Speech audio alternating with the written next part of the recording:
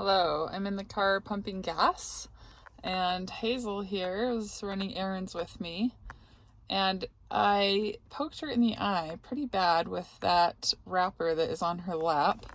You can tell it's a hot dog wrapper, and the corner of it, I poked it in her eye on accident, and she was crying for so long, and I was worried, of course, like she couldn't open her eye, and luckily she started feeling better and she fell asleep. But I was thinking as I was driving home and as I'm sitting here pumping gas, I was thinking about how different that is now versus when I used to feel like if anything went wrong or if I did anything that would disappoint someone or to hurt someone, or just essentially like if anything went wrong, I would feel like I needed to fix it with restriction, or I needed to fix it like a walk or something was going to make the fact that I poked her eye somehow is going to make it better.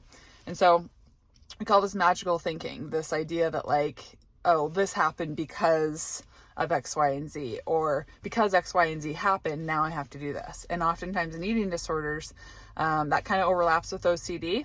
And a lot of that is like in terms of restriction and movement, which movement would be a form of restriction, right? And so, it would look like, let's see, if I don't do this workout today, bad things are going to happen, or, anything after the decision to not work out that day, anything that happens, not according to plan, or that's upsetting or frustrating or anything, you're going to go back to and be like, see, that's why.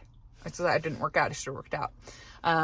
Or it will be something like what happened today where I hurt Hazel's eye, and then I would have typically been like, I'm heading home. I'm going to have lunch here soon. I would have been like, no, I'm not eating. I can't.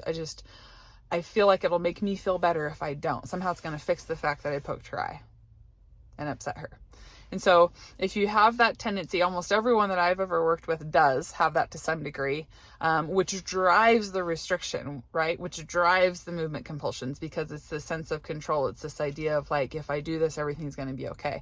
When I used to have a really strong exercise compulsion, I felt like as long as I did do the exercise, regardless if everything went wrong in the day, I was protected. I was like, I had this shield around me, like everything was going to be okay because I got that workout in.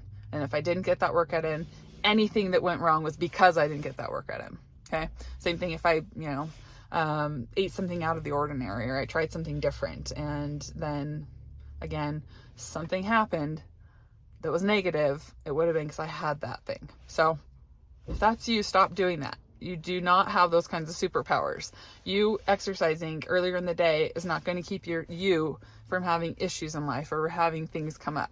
And you restricting is not going to correct or fix things that have already happened or prevent things from happening. So be honest with yourself. Start identifying, first of all, where is that coming up in your own eating disorder, and then challenge it. Be like, no, that's stupid. That's dumb. I'm not thinking that way anymore.